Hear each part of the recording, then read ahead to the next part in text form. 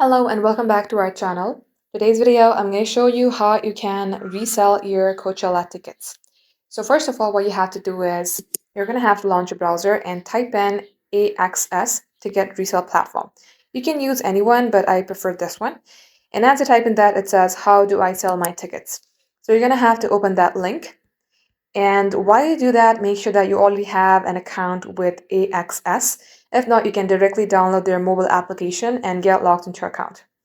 Once you're in your homepage, you're going to have to tap on Sell icon on your bottom right-hand side, and then tap on Review the bank account, PayPal notice, then tap Confirm. Then select the event and the seats you want to sell, and then select Continue. As you do that, you may go ahead and type in the price of your ticket. You can add whatever price you would like. Then tap on Edit next to the ticket splitting or listing expiration to make changes to those selling options, as well as the Add Seller Notes. If necessary, then tap on Continue. And likewise, lastly, tap on the payment info, select a existing credit card or add a new card, then tap Continue. Then confirm your action, review the listing, and there you have it. Thank you for watching.